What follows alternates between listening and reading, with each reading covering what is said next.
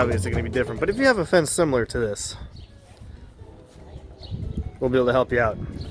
So we're going to make this fold down. This should be a very quick, easy project. I'm going to show you what you're going to need here right now. You're going to need some wood. In my case, I got a 2x4 that measures about the same length as one of these original ones. So measure your original piece of wood that's already here and go get a similar sized piece. We're going to need to cut that, but I'll show you what's going on next. Alright, you're going to need about 8 feet of chain. I cut mine into 2 4-piece sections. Again, your fence may differ, but you're pretty safe with 2 4-foot sections of chain.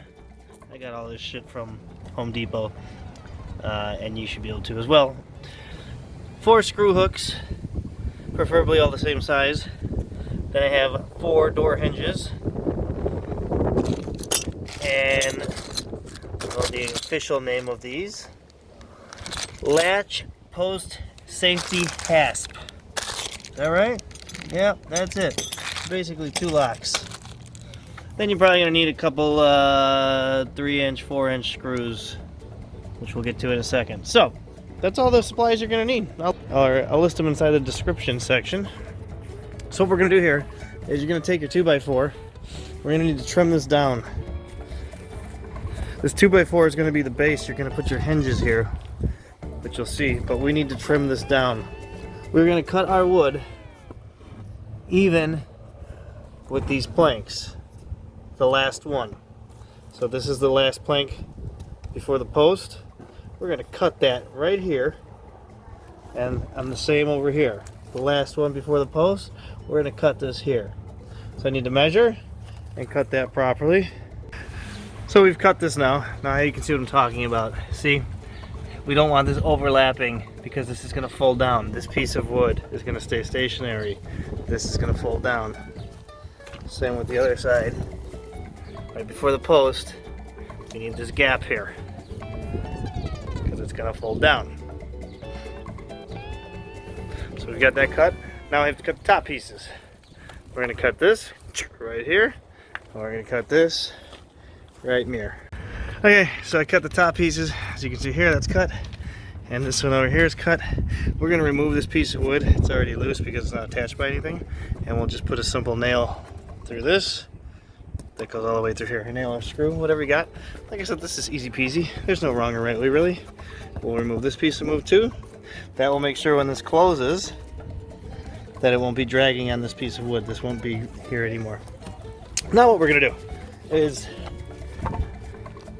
we're going to attach this up here, but you need to leave enough space here so that we can cut all the way across with your circular saw, your sawzall, whatever the hell you're going to use.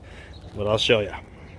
Alright, you're going to install your 2 hooks up here on the post, on the inside of the post.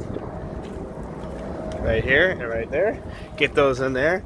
And then your new piece of wood that you cut here, you're going to start screwing this in, but you want to leave a little bit of a gap, 1/2 inch to about 1 inch gap in between that and the original piece. And then you're going to use some screws or however you want to do this. Just make sure if you're using screws that they're not too long where they pop out the other side. It's going to defeat the purpose of having a nice bar. So I'm going to put a couple screws in here. I got that lined up and we'll get that going. Here are your hinges. So what I did is I cut with my sawzall. I cut about here, and then I put a hinge on, and then I cut some more and I put the hinge on, and I'm just going along that way. That's just the easiest and quickest way. I don't have to measure anything out. I don't have to draw any lines. So at this point I'm cut to about here. I put this one on. I'll cut all the way through, put the last piece on. And to hold this up, you use your little lock. So I've installed that up here. So this is keeping it from falling down at this point.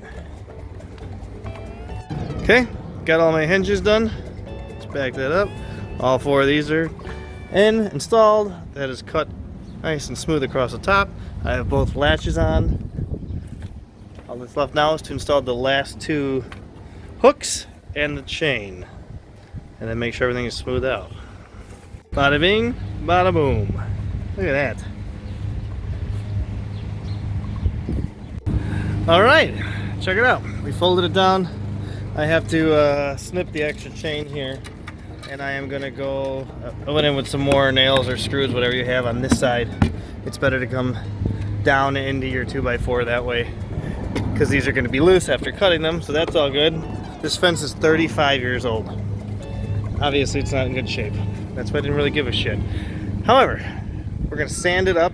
Nothing crazy. I'm just gonna get rid of these rough edges, possibly stain it.